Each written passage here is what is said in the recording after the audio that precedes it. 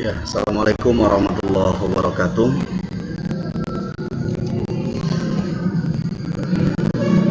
Alhamdulillahirrabbilalamin. Wassalatu wassalamu ala asrafil anbiya'i wal mursalin Sayyidina wa maulana Muhammadin wa ala alihi wa sahbihi ajma'in, amma ba'du. Rabbi sahri sadri wa yassir li amri wahlul 'uqdatam min lisani yafqahu qawli. Allahumma salli wa sallim wa barik ala Sayyidina Muhammad wa ala ali Sayyidina Muhammad. Alhamdulillah, puji syukur Bapak panjatkan kehadirat Allah Subhanahu wa taala atas segala limpahan taufik, rahmat dan hidayahnya sehingga kita sekalian dapat berkumpul, berjumpa meskipun masih dalam keadaan PJJ. Tapi Bapak selalu mengingatkan jangan patah semangat dalam menuntut ilmu, belajarnya ditingkatkan lagi, dan tetap jaga kesehatan, pola makan yang teratur, yang sehat, dan jangan banyak pikiran ya. Pokoknya dinikmati aja. Mudah-mudahan kita dapat melalui wabah bencana ini di masa-masa sulit seperti ini, dan kalian dalam keadaan sehat afiat di rumah. Salawat dan salam sama-sama kita sampaikan kepada baginda Nabi besar Muhammad Sallallahu Alaihi Wasallam, kepada para sahabat dan keluarga hingga yaumil kiamah. Insyaallah senantiasa kita sekalian selaku umatnya mendapatkan syafaat, dan Allah Subhanahu wa taala memberkahi di bulan Sya'ban ini dan menyampaikan umur kita kepada bulan suci Ramadan. Amin amin ya Allah ya rabbal alamin. Anak-anakku semua dari kelas 7, 7A, 7B, 7C, 7D dan juga 7E, alhamdulillahirabbil alamin. Pada pertemuan hari ini Bapak akan memaparkan mengenai materi yang sudah kita pelajari 2 minggu kemarin mengenai puisi rakyat.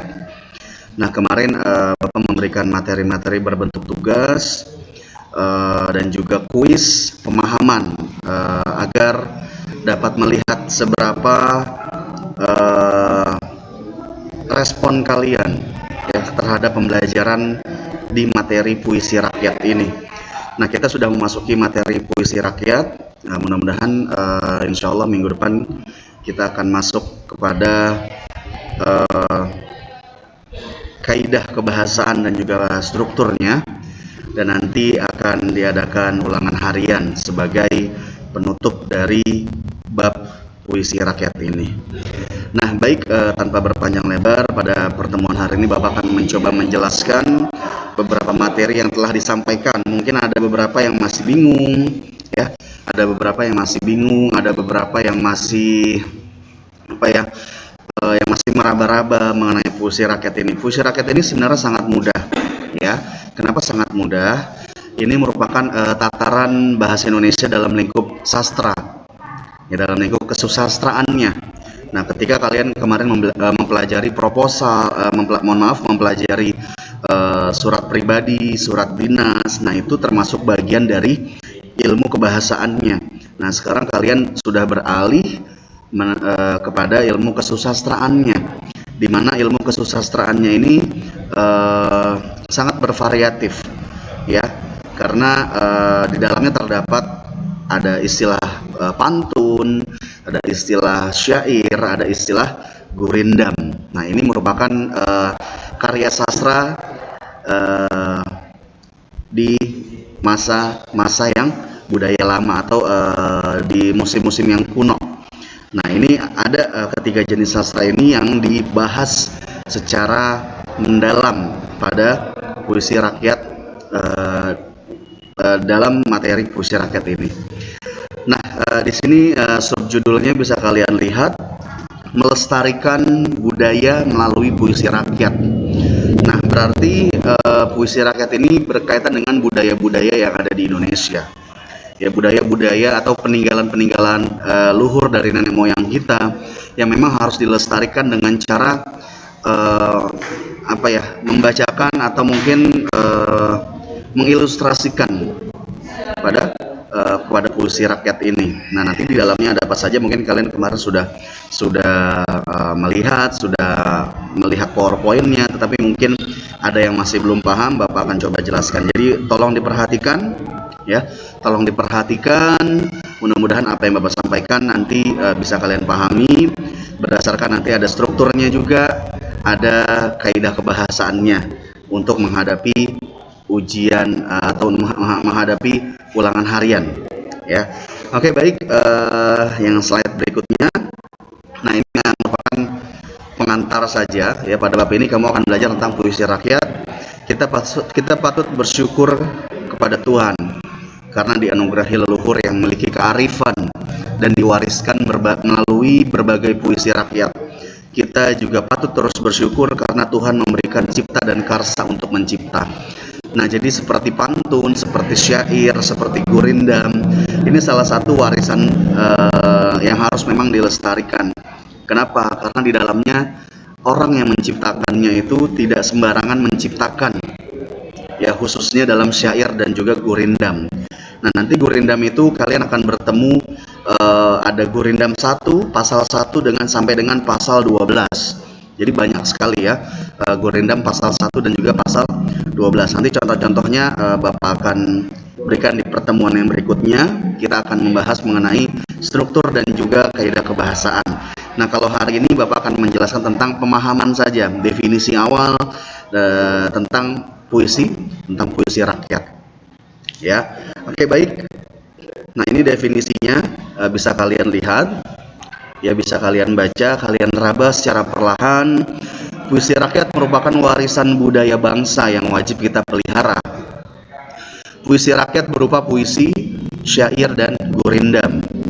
Kalau disingkat itu PSG ya, puisi, syair, dan gurindam, atau pantun ya, pantun, syair, dan gurindam.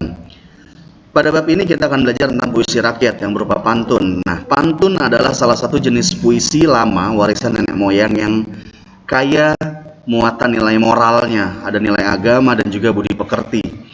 Melalui pantun inilah para leluhur, ya. Nah, jadi melalui pantun ini biasanya para leluhur atau nenek-nenek moyang kita itu mengabaikan memberikan salah satu apresiasi, ya, memberikan salah satu apresiasi di mana pantun ini nanti akan ada kemiripan antara kata demi kata, atau mungkin bisa dibilang itu seperti kalimat yang akhirannya itu sama, ya, kalimat yang akhirannya itu sama, atau kata yang akhirannya itu sama dengan kata sebelumnya, ya. Nah, ini sampai ini melalui pantun inilah para leluhur kita mewariskan nilai-nilai luhur dengan cara menghibur, segar, dan indah.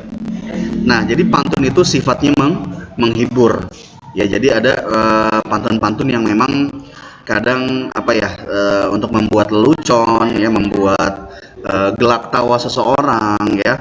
Lalu pantun juga bisa menjadi sebuah nasihat, ya, sebuah nasihat, sebuah peringatan juga, ya, dalam bentuk sederhana. Nah, pantun ini biasanya dibawakan oleh orang-orang yang mungkin notabene-nya itu seperti kalau misalkan dalam lingkup Betawi, ya, orang-orang Betawi, lalu mungkin sedang mengadakan kegiatan palang pintu, ya. Palang pintu itu budaya tradisi dari Betawi untuk mengantarkan seorang pengantin pria menuju pengantin wanita.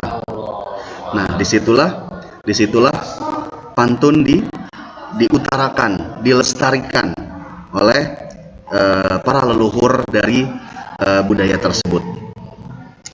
Nah, lalu melalui kesusastraan lama, kamu dapat memahami nilai-nilai yang ingin diwariskan para leluhur. Puisi rakyat tadi berupa ada pantun, ya, ada pantun, ada syair atau gurindam.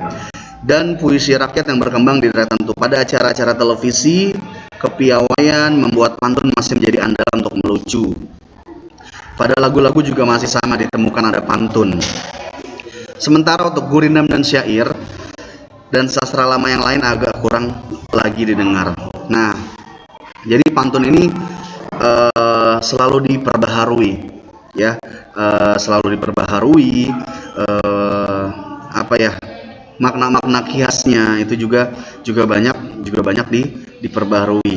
Ya, misalkan kalau kalian temukan di acara-acara televisi itu banyak sekali yang masih menggunakan pantun, ya. Tapi kalau untuk gurindam dan syair ini kurang lagi didengar. Kenapa? Karena ini salah satu warisan yang sudah yang sudah lama hilang. Itu hanya sebatas misalkan kalau dalam acara di bulan bahasa, ya, itu biasanya ada beberapa grup teater yang membacakan gurindam, yang membacakan syair-syair, tetapi tidak seperti pantun yang selalu diperbaharui. Nah, jadi inilah tugas kita. Ya, nanti Bapak akan lebih kenalkan lagi gurindam dan juga syair. Gurindam itu seperti nasihat-nasihat, petuah-petuah, ya, karena berasal dari raja-raja, ya, dari raja-raja yang memberikan petuah-petuahnya dalam bentuk lisan, secara tertulis dan secara lisan. Nah, ini definisi puisi rakyat. Ya, bisa kalian lihat lagi, kalian resapi lagi, kalian pahami lagi. Jadi secara keseluruhan pantun, gurindam dan syair itu memiliki nilai moral, ya, nilai agama dan juga budi pekerti, karena di dalamnya terdapat makna-makna kata yang mungkin sebagai petunjuk, sebagai petuah, sebagai nasihat, ya. Karena memang zaman dahulu itu para pejuang, ya, para pahlawan itu selalu disemangati oleh sebuah syair, ya, sebuah syair yang dijadikan oleh seorang penulis, oleh seorang penyair itu sebagai penyemangat, ya, sebagai penyemangat. Lain dari sekarang. Kalau zaman sekarang itu diperbaharui seperti lagu, ya, ada lagu, ada nyanyian. Nah, itu diperbaharui lagi dari jenis-jenis puisi rakyat.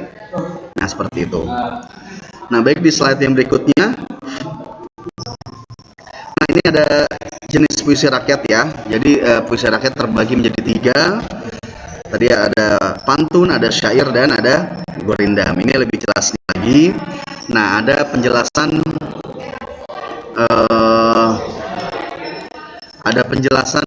pantun, syair, dan juga gurindam. Nah, kita lihat, silakan dilihat pantun secara pengertiannya.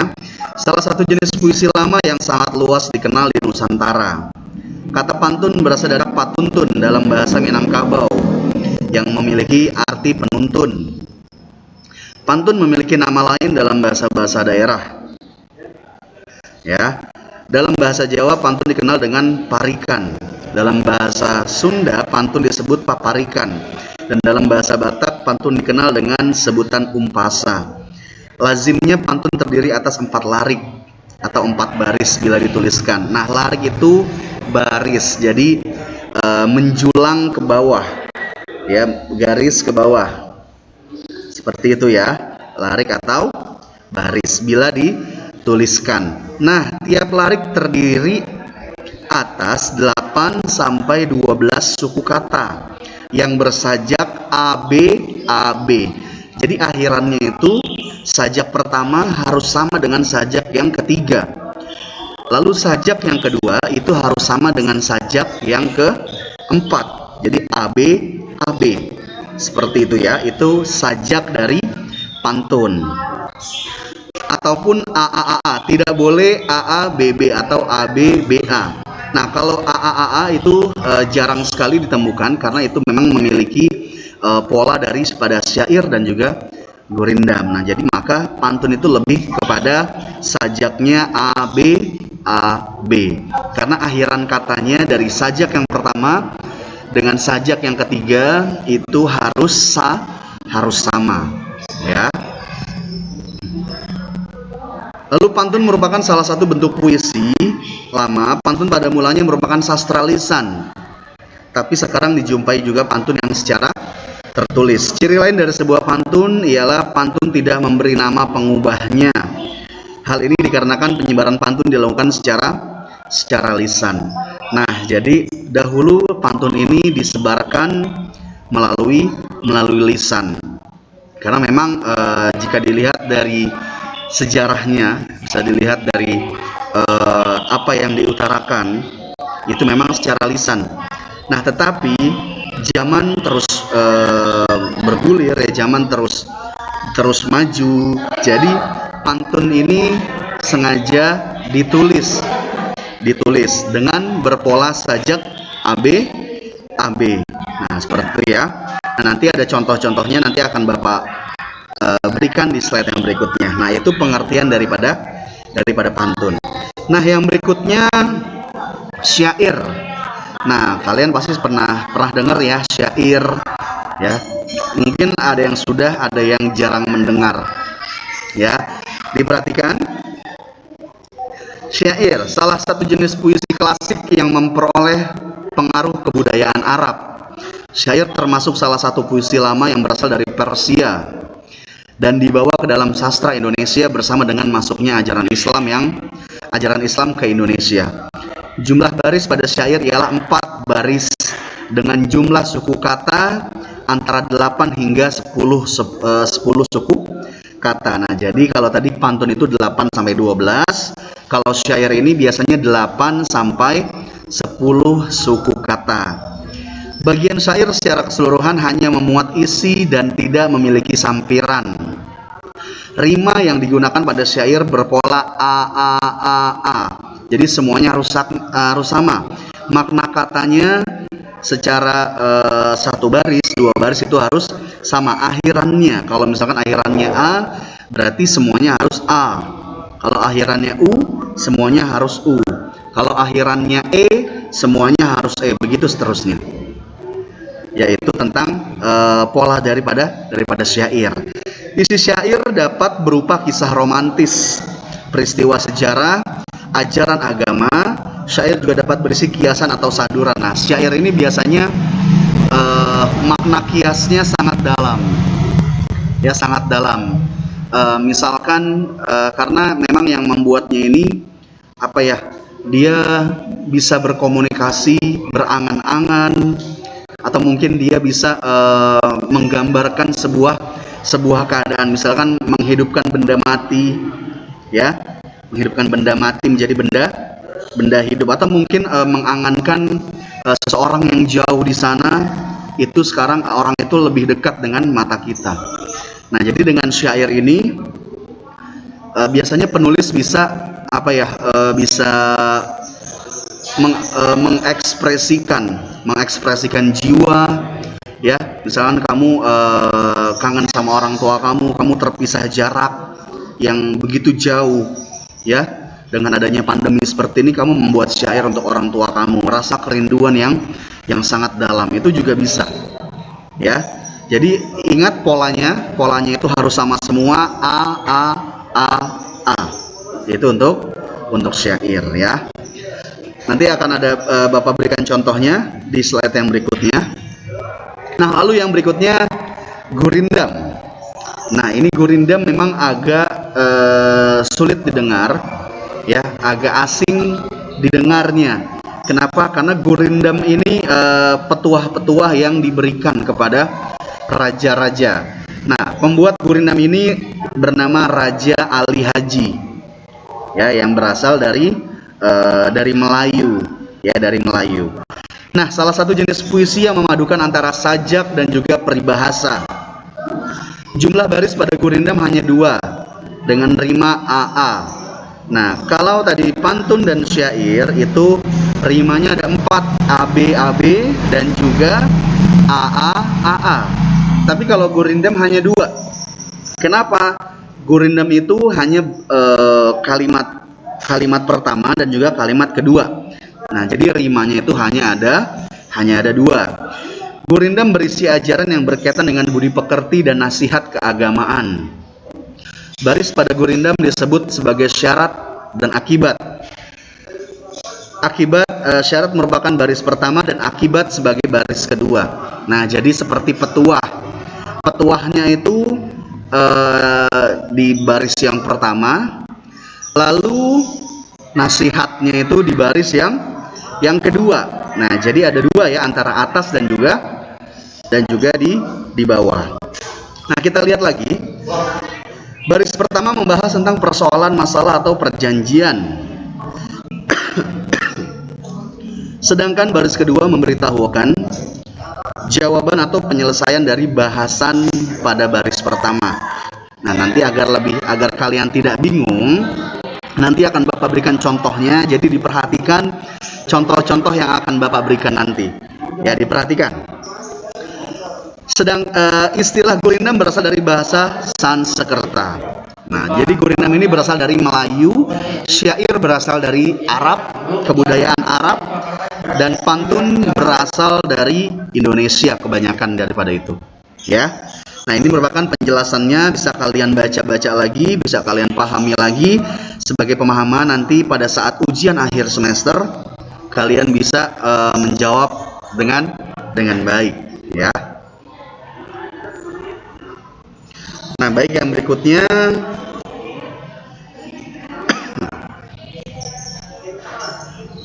sebentar. Nah, ini ada contohnya, kita lihat contoh. Ada pantun, ada syair, dan ada gurindam. Nah, dilihat pantunnya. Di pantun 1 kita lihat, air surut memungut bayam, sayur diisi ke dalam kantung, jangan diikuti tabiat ayam, bertelur sebiji riuh sekampung. Nah, lihat akhirannya di layar, bayam. Berarti ada huruf M di sana. M. Di sajak yang ketiga, jangan diikuti tabiat ayam. Nah, di sajak yang pertama dengan sajak yang ketiga itu harus sama.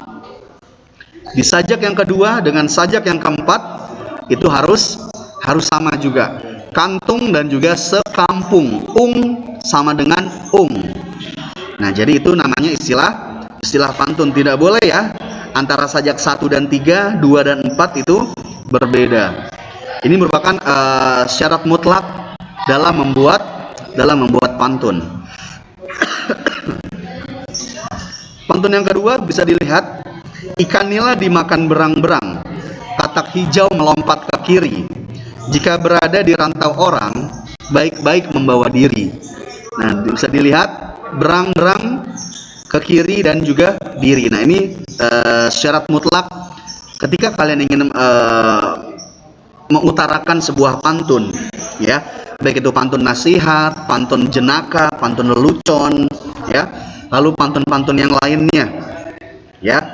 Ini merupakan dan ini sajaknya A B, A-nya yang bayam, B-nya yang kantung. Jadi sajak 1 dan 3 itu harus sama, seperti itu. Nah, ini yang syair, bisa kita lihat contoh yang syair. Inilah gerangan suatu madah, mengarangkan syair terlalu indah, membetuli jalan tempat berpindah, di sanalah itikat diperbetuli sudah.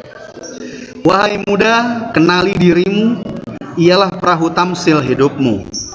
Tiadalah berapa lama hidupmu, ke akhirat jua bekal hidupmu. Nah, ini merupakan syair. Kenapa? Karena lihat, sajaknya sama semua, rimanya sama semua. A. Akhirannya semuanya madah, indah, berpindah, sudah. Kalau yang kedua, dirimu, mu, hidupmu, hidupmu. Jadi mu semua.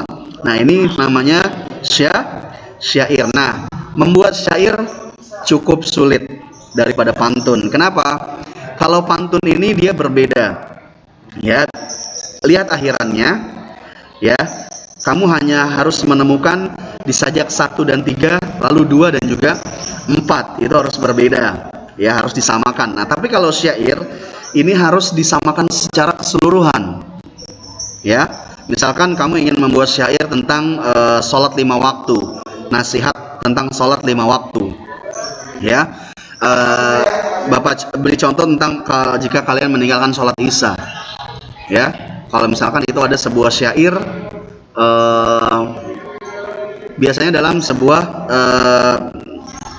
dalam sebuah syair sholawat itu juga banyak, ya, yang dibuat oleh para ulama. Biasanya itu bisa dijadikan sebuah syair, asalkan akhirannya itu sama, bersajak AA AA.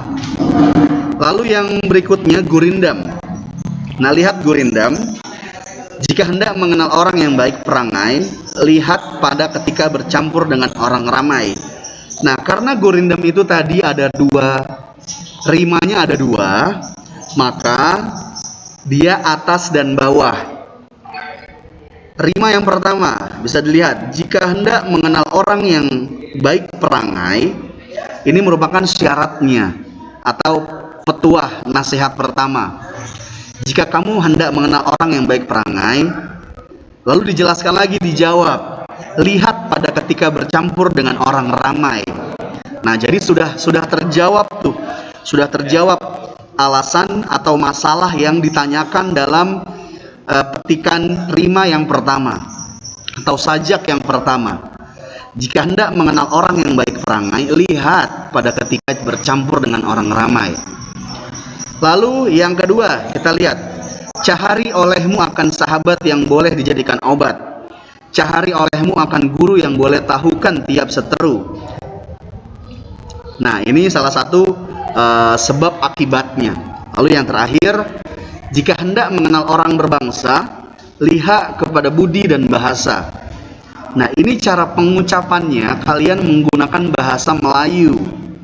Nah, bahasa Melayu itu urutan katanya itu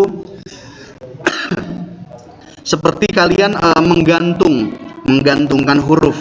Nah, Bapak beri contoh. Jika hendak. Nah, kalau dalam bahasa Indonesia jika hendak, ya. Tapi kalau dalam bahasa Melayu jika hendak, jika hendak, jika hendak. Nah, jadi ada konsonan huruf E, ada konsonan huruf, ada vokal huruf E popet. Itu dalam bahasa Melayu. Jika hendak mengenal orang, nah R-nya ini agak redup kalau dalam pengucapan bahasa Melayu. Nah, gurindam pun seperti itu. Gurindam itu walaupun dia berbahasa Indonesia secara tertulis, tetapi ketika pelafalan atau pengucapan kamu harus menggunakan sedikit bahasa Melayu, ya. Karena memang penciptanya Raja Ali Haji itu 100% menggunakan bahasa Melayu, ya. Nah, kita lihat lagi. Lihat, jika hendak mengenal orang berbangsa atau jika hendak mengenal orang berbangsa atau jadi kalau berbangsa dia berbangsa, seperti itu. Lihat kepada budi dan bahasa. Nah, dan itu tidak boleh pengucapan secara keseluruhan dan, ya, dan bahasa bahasa. Nah, jadi A-nya itu dia masuk kepada huruf E. Nah, nanti insya Allah di pertemuan yang berikutnya Bapak akan berikan contoh pelafalan daripada gurindam, membacakan pantun, syair, dan gurindam yang benar. Cara pelafalannya, insya Allah minggu depan kita akan pertemuan lagi. Pada pertemuan hari ini kalian hanya pemahaman awal saja, ya, mengenai contoh daripada puisi rakyat.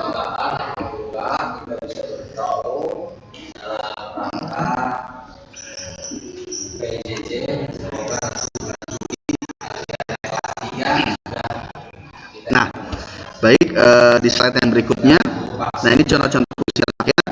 Nah, ini sekarang ciri-cirinya. Nah, tadi udah ada contohnya, sekarang ciri-cirinya.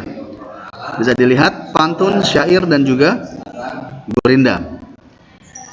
Dilihat pantun, tiap bait terdiri atas 4 baris. Tiap baris terdiri atas 8 sampai 12 suku kata. Rima akhir setiap baris ialah A, B, A, B. Itu yang paling penting harus diperhatikan.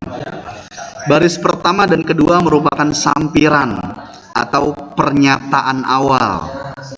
Baris ketiga dan keempat merupakan isi atau akibatnya atau keterangan isi yang ada dijelaskan ketika kalian menuliskan pernyataan atau sebuah sampiran.